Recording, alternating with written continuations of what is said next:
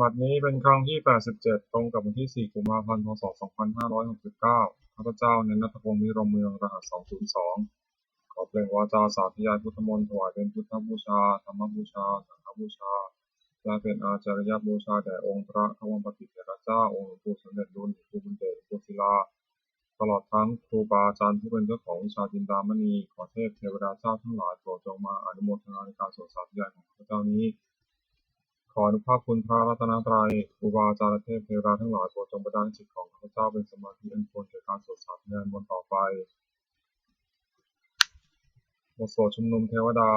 สมันตาจักรวาเรสุอัตราคัจฉันตุเทวตาสัทธมังมุนิราชสาสุนันตุสักขมุขทังสัพเพกาเมจารุเปคิริสิการตเตจันตริเขวิมาเนทิเปรเทจักขเมตารุวนะคหะเนเคหวัตุมิเกเต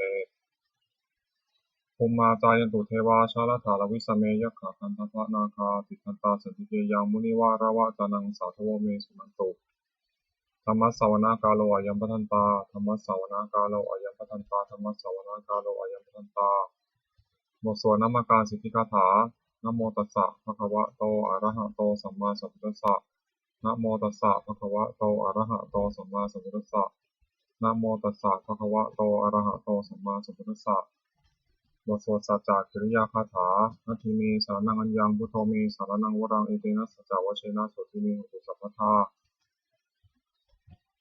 นาทีเมสารนังอัญญังธัมโมเมสารนังวรังเอเตนะสัจจวเชนะโสติเมหุตุสัพพทานาทีเมสารนังอัญญังสังโฆเมสารนังวรังเอเตนะสัจจวเชนะโสติเมหุตุสัพพทาบทสวดมหาการุณิโกนาโถติอาทิตาคาถา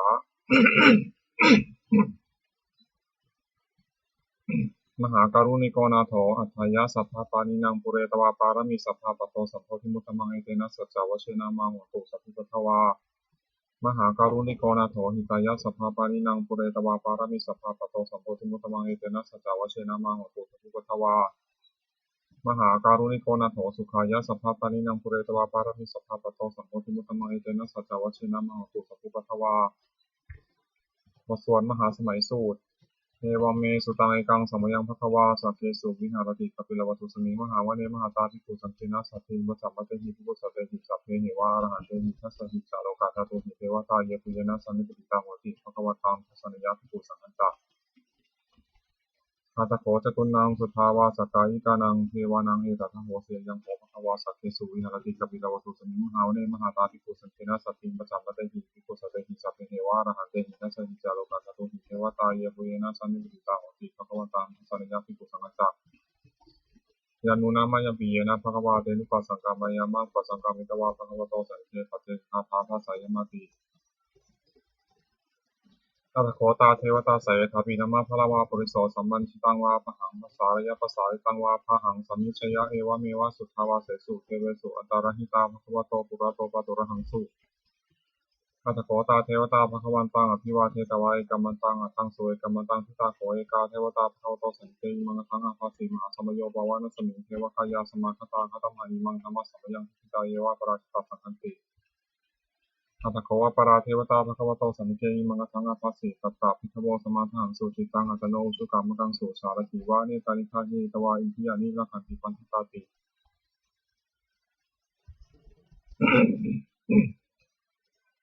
อัตถโขวปราเทวตาภควโตสันเกอิมังคังอาภาสีเชตวาคีรังเชตวาปริธานิทักิรังโอหัตถมเมชาเตจารติสุทาวิมลาจักขุมตาสุทันตาสุสุนังคติ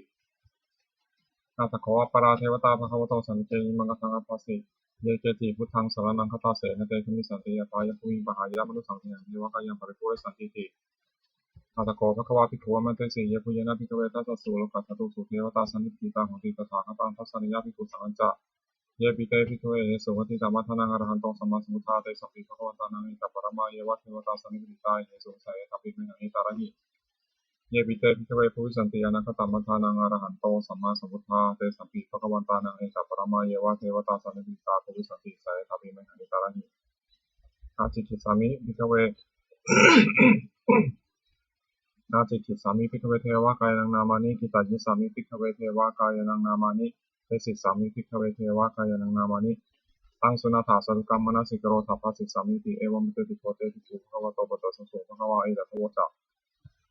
เส สิโลกรรมมนุกัสสามิยถาภูมาตัสสิตาเยสิตาคิริขพลังปฏิตตาสมัยตาปุสุสิหาวสันนินาลมหังสาวิสัมพุโนโอทาตมัสสาสุทาวิปัสสนามนาวิลาทินโยปัจจสเตยตวาวเนกบิลวัตเวตตวามติสัทธาสาวเกสาสเนระเตเทวกายาภิกันตาเตวิชานาถาภิกโวเตจาอัตตปะมะกโรสุตวาพุทธศาสนังเตสัมปาตุระหุยนะอมนุสารัตสนังอเปกิสตามัทโคสหัสสังอัฏฐสตริงจตังเอเกสหัสสานังอมนุสานัมทัสสุงอเปเกนันตามัทโคทิสาสัพพะพุทธะหุงกัจจสัพพังอภิยยาวะวะคิตวานาตุกุมาตัตโตอมติสัทธาสาวเกสาสเนระเตเทวกายาภิกันตาเตวิชานาถาภิกโวเยวหังกิตายิสามิทิระหิอนุภูโสสัตตสหัสสาวยขาภูมากบิลวัตวัยทิมันโตชุติมันตวานาวันโตยสัสสิโนมธรรมนาคัมบิโกนังสมิติวนังจัสสหัสสาเหมาวตายขานานาโตนิโนทิมันโตชุติมันตวานาวันโตยสัสสิโนมธรรมนังคัมบิโกนังสมิติวนัง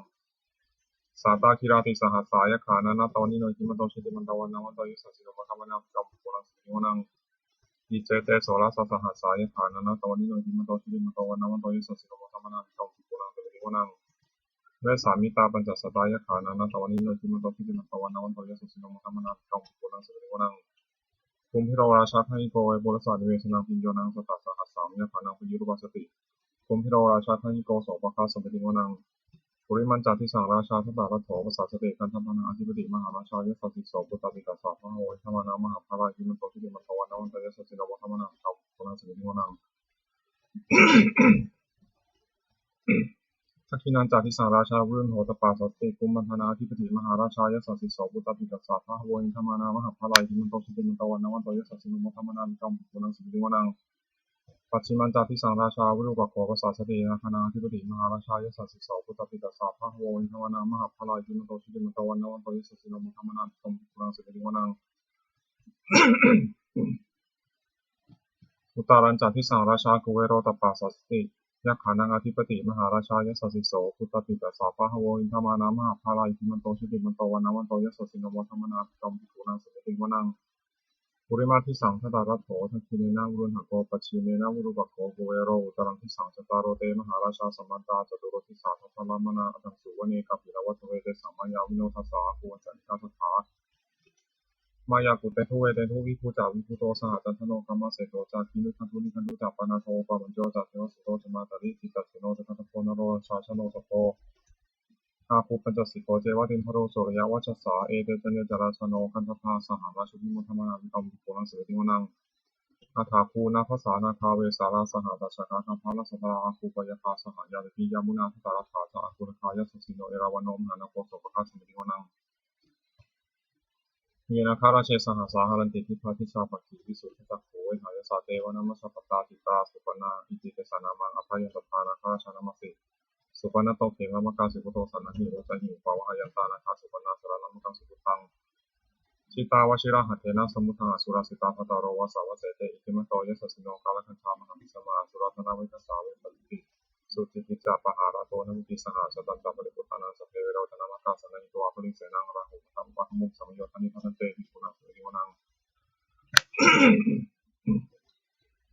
อาโปจะเทวาปฐวิจาเตชวายโยตถาคโมวรุณาวรุณเทวาโสโภจะยะสาสหาเมตตากรุณากายิกากุติวายะสัสสิโนทัสเสเตทัสสะทากายะสัพเพนานาตวันิโนจิมันโตชิติมันตวันนาวันตยะสัสสิโนมธัมมนาวิกัมปุนังสุริวนัง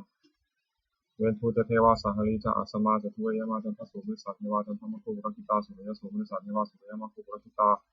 นักขตานิปุรกิตวาโกวันทวะละหกาวสุนังวาสวเสโตสโตกับเวนทโททัสเสเตทัสสะทากายะสัพเพนานาตวันิโนจิมันโตชิติมันตวันนาวันตยะสัสสิโนมธัมมนาวิกัมปุนังสุริวนังอัฏฐาคูสหภูเทวาชะชลามกิสิกาลิวาริตกาจโรจาจาอุมาบุคนิพาสิโนวารุณาสหธรรมาจาอจุตาจาเนชกาสุรยานุชิราอาคูวาคูวสาวเนสิโนทัสเสเตทัสสะทากายะสัพพินาตวนิโนอิทิมันโตชุติมันโตวันนาวันโตยสัสสิโนมธัมมนาวิกัมปุนังสุริติวนังสมานามหาสมานามหาสมานามานุสามานุสุตมากิทาวัตุสิกาคูวาคูมโนปทุสิกาถาคูหรโยเทวายจารุหิตวาสิโนปาราคามหาปราคาอาคูเทวายสัสสิโนทัสเสเตทัสสะทากายะสัพเพนานาตวนิโนอิทิมันโตชุติมันโตวันนาวันโตยสัสสิโนมธัมมนาวิกัมปุนังสุริติวนังสุกาการุมหาอรุณาคุยคณสาสหาโอทัตถะยะหาปะโมหาคุติวาวิจักขณาสัทธามัตตาหาระหัตถามิสกาแต่ยสัสสิโนสระยังอาคับเชโนโยติสาธิวสติ ทัสเสเตทัสสะทากายาสัตเทนะนะตวนิโนจิมันโตชุติมันตวันนะวันตวิสัสสิโมธรรมนาวิเขาปุนังสุริวนังเขมิยาตุสิตายามากัตถกาจายาสัสสิโนสัมพิทกาลามาเสถาโชติยามาจาสมานิมานาราติโนอัตุวะถาภิปุรานิมิตาทัสเสเตทัสสะทากายาสัตเทนะนะตวนิโนจิมันโตชุติมันตวันนะวันตวิสัสสิโมธรรมนาวิเขาปุนังสุริวนังสัทเถเตทิวานิกายาสัทเทนะนะตวนิโนนะมโนวายนะอคันจุมเยจันเยสัตติสัสสหะพังวุฒาสเรนะขีตังโอคาทินัมมนาสวังนะเขโมคตรังนาคังจันทวาสิตาติตังสุขมาปรามโตจัปุตาอิทิมโตสาสังนังกุมารโรติโสจะโสปะคาสมิติวนังสหัสสะพรมาโลกานังมหาพรมาพิจิตติอุปาปันโนชุติมันโตพิสมากายโยยสัสสิโสพระเศรษฐาอิสราภูปัจเจกาวะสวัติโนเตสัญจมัชตวะคาหาริโตปริวาริโตเตจัสสัพเพอภิกันเตสิงห์เทเวสัพพมะเกมาราเสนาธินามิปัสสะกนาสามัติยังเอถากันนาถาพันธาราชินะพันธมัตุโวสมันตาปริวาริธามาโวมุสิตาโคทินังอิติตัทธามหาเสโนกันหาเสนาเปสนิปานินาตนะมหจัสสรังปตวานะพิระวังยะถาภาวุสโกเมโกธนายันโตสัพพิจุโกตถาโสปริภาวติสังโฆโตเสยังวเสสัจจสัพพังอภิญญาวะกิตวานะจตุมาตโตอาปติสัทธาสาวกเกสัสเนนะเตมาราเสนาเตตาเตวิชังสัพพิโตเตจะอัตตปะมัตตรงสุตวะเพื่อศาสนาวิจาระพิหิปกามงเนสังมะปิชโยสัพเพวิชิตาสังฆามาพิยติตายะสัสสินโมทัติสังฆปุตตะหิสาวกาเตชะเนสุตติบทสวดจุลชยภกรณ์นะโมเมพุทธาเตชะสารัตนตยะธรรมิกาเตชะตสิทธิปสิทธิวานารายปารามิสุราติสิทธิพมาจะอินทาจัตตุโลกาคัมภิรักขกาสมุทธมุขคาจัสสพมาชยปสิทธิวันตุเตชยชยธรณีธรณีอุทธิอุทธินทินทิชยชยขกลนตนนิสายนิไรเสเสนาเมรุราชบุญนรชีชยชยคัมภีรสมพีนาเคนธนาคีติสาจักขุตากาลิชยชยทุนิมิตาโรคีชยชยเสกีสุสธานมุขชาชยชยวรุณมุขาสาตราชยชยจัมปาทินาคากุลคันธกชยชยคัชโกนตุรงสุขาตผู้ชงสีหายคติปาชยชยวรุณมุขายตาชิตาชิตาเสนานิสุเสนาริปูนาสุทินรดีชยชยสุขาตาชีวิชยชยธรณีตะเลสตาสุชยาชยชยธรณีสันติสัทธาชยชยมังครารัญญาภวเคชยชยวรุณยักเขชยชยรักเสสุรพุชเตชาชยชยพระเมนทนาชยชยราชาธิราชสัชัยชยชยบริวิสัพพังชยชยอรหันตาปเจกพุทธสาวังชยชยมเหสุโรหโรหิเทวาชยชยพระมาสุรโขชยชยนาโควิรุณโควิรุปโขจันทิมารวิมินโทจาเวนะตายโยจากกุเวโรวรุณโนปิจาคีวโยจากปัจจุโนกุมารโรทัตตารัตโกอัทธารสามาธิวาสิตาปัสสะอัทโยอิสิโนสาวกาสัพพชยรามโมพวันตุเตชยธรรมโมจัสสังโฆจัสทัสสะปโรจัสชยกังเอเตนะชยเตชนะชยโสภิพวันตุเตเอเตนะพุทธาเตชนะโหตุเตชยมังคลังชโยปีพุทธศาสริมโตอายังมนัสสะตาปปิมโตปราชโยโคสยามโพธิมันเทโรโมทิตาชยตถาพระมคณาเมสิโนชโยปีพุทธศาสริมโตอายังมนัสสะตาปปิมโตปราชโยโคสยามโพธิมันเทโรโมทิตาชยตถาอินทนาเมสิโนชโยปีพุทธศาสริมโตอายังมนัสสะตาปปิมโตปราชโยโคสยามโพธิมันเทโรโมทิตาชยตถาทิโวคณาเมสิโนชโยปีพุทธศาสริมโตอายังมนัสสะตาปปิมโตปราชโยโคสยามโพธิมันเทโรโมทิตาชยตถาสุปนคณาเมสิโนชโยปิพุทธศาสริมโตอายังมรัสสะจัปปปิมโตปราชโยโคสยามพุทธิมุติสมมุติตาชยตถาสังฆนามิสิโนชโยปิพุทธศาสริมโตอายังมรัสสะจัปปปิมโตปราชโยโคสยามพุทธิมุติสมมุติตาชยตถาสังฆนามิสิโนชยันโตพุทธยามูเลสักยานังนันทิวัฒโนเอวังตวังวิชยมิชยสุชยมังคะเลอัปปราชิตาปลังเกสีเสปริวิโปกเรพิสเกสัพพุทธนาอัคคปโตปโมทติสุนัขตังสุมังคลังสุปปาตังสุภติตังสุพโนสุมุตโตจัสสิทังพระมัจจาริสุปัทกินังกายกัมมังวาจากัมมังปัทกินังปัทกินังมโนกัมมังปัทกิเตปัทกินาปัทกินานิสัตวานานัพพะเตปัทกิเนเตอัฏฐารัตถาสุขิตาวุรุณหาพุทธศาสเนอโรคาสุขิตาหุตะสหสัพเพหิยาติภิสุนันตุโกนโตเยเทวาสมิงคานิอธิคตาทิคายุกาสัพพังโหตุสุขิตาโหตุสัพพทารักขันตุสัพพะสัตนังรักขันตุชินะสัตนังยากาสีปัฏนาเตสังสัพเพบุเรนตุมโนรัฐายุตากะเลปวัสสันตุวัสสังวสาวะหะการโรคาสุวัฏวาเตสังนิวันตุจักสัพพทาขยสุขังสุตสุขังอนันตุยถาระหังบทสวดธรรมานิยามสุตังเอวเมสุตังเอตังสัมยามภควาสาวัติยังวิหรติเชตาวะเนอนาคาทิคัสสะอารามเมตุโกภควาทิโกเมเตสิทิขาวติพระตันเตติเตติโกภควะโตปัจจสสุภควาอิตัทวจะอุปาทาวาภิกขเวตถาคตานังอนุปาทาวาตถาคตานังทิตาวสาสาธุธรรมทิตตาธรรมนิยมตาสัพเพสังขารานิจจติ ตังตถาคตโตอภิสัมพุทธติอภิสมิติสัมพุชิตวาอภิสมิตวาจิตติเตเสติปัญญาเปติปัฏฐาเปติวิวารติวิปัสสติอุตานิโกรติสัพเพสังขารานิจติอุปาทวาภิกขเวตถาคตานังอนุปาทวาตถาคตานังทิตาวสาทตุธรรมติตตาธรรมนิยมตาสัพเพสังขาราทุกขาติตังตถาคตโตอภิสัมพุทธติอภิสมิติอภิสัมพุชิตวาอภิสมิตวาจิตติเตเสติปัญญาเปติปัฏฐาเปติวิวารติวิปัสสติอุตานิโกรติสัพเพสังขาราทุกขาติอุปาทวาภิกขเวต อุปาทาวาภิกขเวตถาคตานังอนุปาทาวาตถาคตานังทิตาวสาทตุธรรมทิตตาธรรมนิยมตาสัพเพธรรมาอนัตตาติตังตถาคตโตอภิสัมพุทธติอภิสเมติอภิสัมพุทธิตวาอภิสเมตวาอจิตติเตเสติปัญญาเปติปัฏฐาเปติวิวารติวิภัสสติอุตนิโกรติสัพเพธรรมาอนัตตาติอิทัมมโมจาภควาตมนาเตภิกขุภควโตภาสีตังอภินันทุนติบทสวดพระเตกรตะ คาถาแปลอติตังนานวะคามายนะปฏิกังเขนะกตังบุคคลไม่ควรตามถึงสิ่งที่เรื่องไปแล้วด้วยอะไรและไม่พึงพะวงถึงสิ่งที่ไม่มาถึงยะทัตตีตามไปหีนันตังอัปปตัญจะอนาคตังสิ่งเป็นอดีตก็ละไปแล้วสิ่งเป็นอนาคตก็ยังไม่มาปัจจุบันนันจะโยธรรมังตถาตถาวิปัสสติอสังยุตังอสังคุปังตังวิธามนุภโรเยผู้ใดเห็นธรรมมันเกิดขึ้นเฉพาะหน้าในที่นั้นๆอย่างแจ่มแจ้งไม่งั้นไม่พอใจขอควรครอบครัวในการที่นั้นไว้อาเชวะกิตามาตปังโกชัญญามรนังสุเวความเพียรเป็นที่ต้องทำวันนี้พาเจอความตายในพวกนี้นาฮิโนสังขารันเตนะมหาเสนนะมัจจุนาเพราะการปฏิบัติมัจจุราชินีสนามะยังไม่มีสำหรับเรา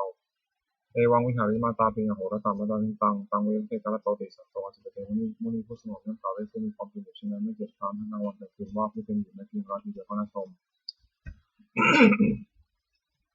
บทสวดธรรมะสังเวคะปัจเจเวคขณะแปล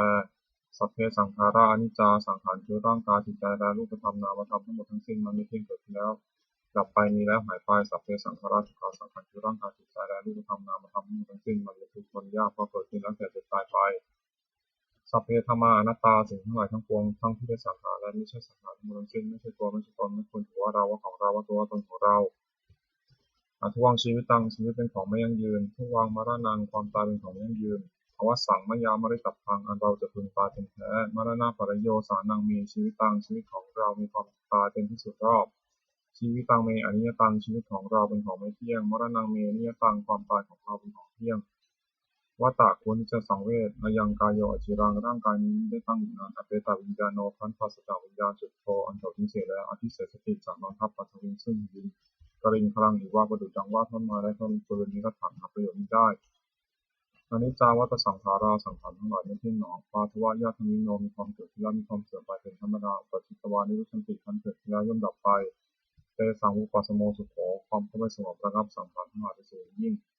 สัพเพสัตตามรณจิตาสิสัตว์ทั้งหลายทั้งปวงกำลังตายอยู่มริสูจมริสเรที่ตายแล้วและกำลังจะตายปเทวหังมริสามิเราก็จักตายอย่างนั้นเหมือนกันนัตถิเมเอกสังสยโยความสงสัยในความตายนี้ไม่มีแก่เราเลยบทสวดเมตตายังกินจิกุศลังกัมมังสัพเพหิพระเตหิกตังปุญญาโนอนุโมทตุสนันตุโมเตยเทวาสิมิธานิยทิกตาทิทายิตาสัพพังโหตุสุตังโหตุทุกขาภูมุจตุมาตาปิตาสุขิตาโหตุทุกขาภูมุจตุสัพเพยติกาสุขิตาโหตุทุกขาภูมุจตุสัพเพอายติกาสุขิตาโหตุทุกขาภูมุจตุสัพเพติสาสัพเพยถาสัพเพเตกาสุขิตาโหตุทุกขาภูมุจตุสัพเพอาจาริยุปัชฌายาสุขิตาโหตุทุกขาภูมุจตุสัพเพนะคตาสุขิตาโหตุทุกขาภูมิจตุสัพเพเทวาสุขิตาโหตุทุกขาภูมิจตุสัพเพสัมมาทินัสสิชันตุโวบทสวดบูชาหลวงปู่ทวดนะโมโพธิสัตวะคันเดมยะอิทิปะคะวานะโมโพธิสัตวะคันเดมยะอิทิปะคะวานะโมโพธิสัตวะคันเดมยะอิทิปะคะวาปฏิภาณคาถายาเทวตาสันติวิหาราวาสินีภูเรทะเลพุทธิทะเลแต่หิตาหิตาธรรมะธนินะพระอันตุปุชิตาโสติกรณีตาวิหารานันทะเลเทราจมัชฌานวกาสติโทสารามิกาตานัปฏิวาสกาคามาสติสาริมาติสาสภานุตุตาสุขิตาพุทธเตสลาพุชายีปิจานาสัมภวาสังเสริชาตาอัตวะปาติการนิยันดังธรรมวราปฏิปเตสัพเพติปัสสะโตตุสังขยังอาตุจิรังสตังธรรมโอธรรมธราจตุคราสังโฆตุธรรมะวะอภัยตหิตายตะอหิรักตุธรรมโมสัพเพติธรรมชาลิโนพุทธิงสัมปะปุญญามะธรรมิอริยภาเวทิเตปสังฆังโหตุสัพพติปานิโนพุทธศาสเนสัมมาทรังโพเวชันโตกาเลเทวะภวสตุวุฒิภาวะยสัตตังสมิทังมิตุเนธมิมาตาปิตาตาตาชังนิจังรักขันติปุตตังเอวังพุเนนาราชโนปชังรักขันติสัพพะเทวตาอุโยชนะคาถาทุกขปตาชนิทุกขาพยาปตาชนิพยาโสตปตาชนิโสกาโหตุสัพพินานิโนยตาวตาจังมิสัมปตังปุญญสัพพตังสัพเพเทวานิโมทันตุสัพพะสัพเพติยาธนังทันตุสัพเพ าวนาพิรตาโหตุขัจฉันตุเทวตาคตาสุมังคลคาถาโหตุสัพพังสุมังคลังรักขันตุสัพพเทวตาสัพพุทธานุภาเวนะโสติโหตุนิรันตรังโหตุสัพพังสุมังคลังรักขันตุสัพพเทวตาสัพพุทธานุภาเวนะโสติโหตุนิรันตรังโหตุสัพพังสุมังคลังรักขันตุสัพพเทวตาสัพพสังฆานุภาเวนะโสติโหตุนิรันตรังสัพเพพุทธาภรปัตตาปัจเจกนันตยังพลังอรหันตานันจาเตชนะรักขมัทธามิสัพพโสสัพเพพุทธาภรปัตตาปัจเจกนันตยังพลังอรหันตานันจาเตชนะรักขมัทธามิสัพพโสสัพเพพุทธาภรปัตตาปัจเจกนันตยังพลังอรหันตานันจาเตชนะรักขมัทธามิสัพพโสสัพเพพุทธาภรปัตตาปัจเจกนันตยังพลังอรหันตานันจาเตชนะรักขมัทธามิสัพพโสสัพเพพุทธาภรปัตตาปัจเจกนันตยังพลังอรหันตานันจาเตชนะรักขมัทธามิสัพพโสสัพเพพุทธาภรปัตตาปัจเจกนันตยังพลังอรหันตานันจาเตชนะรักขมัทธามิสัพพโสสัพเพพุทธาภรปัตตาปัจเจกนันตยังพลังอรหันตานันจาเตชนะรักขมัทธามิสัพพโสสัพเพพุทธาภรปัตตาปัจเจกนันตยังพลังอรหันตานันจาเตชนะรักขมัทธามิสัพพโสสัพเพพุทธาภรปัตตาปัจเจกนันตยังพลังอรหันตานันจาเตชนะรักขมัทธามิสัพพโสโดยอำนาจแห่งบุญกุศลที่ข้าพเจ้าได้สวดสาธยายพระพุทธมนต์นี้ข้าพเจ้าขอน้อมเกล้าที่ถวายเป็นพระราชกุศลแด่สมเด็จพระนางเจ้าสิริกิติ์พระบรมราชินีนาถพระบรมราชชนนีพันปีหลวงผู้เสด็จสู่สวรรคาลัยขออานิสงส์แห่งบุญกุศลนี้จงเป็นสัพพสิริมงคลให้แก่ข้าพเจ้าครับให้แคล้วคลาดปลอดภัยจากทุกโศกโรคภัยอันตรายทั้งปวงให้มีแรงหวังได้สุขอยู่มั่นคงเป็นสมาชิกชอบธรรมคำว่าไม่มีอดอยากแยกจนขออย่าได้มีแก่ข้าพเจ้าขอให้ข้าพเจ้ามีสัมมาทิฏฐิทั้งมั่นในพระธรรมคำสอนขององค์สมเด็จพระสัมมาสัมพุทธเจ้าดำรงอยู่ในความดีงามตลอดกาลนานมีทั้งขอเทพเทวดาทั้งหลายผู้ได้อนุโมทนาสาธุการในบุญกุศลนี้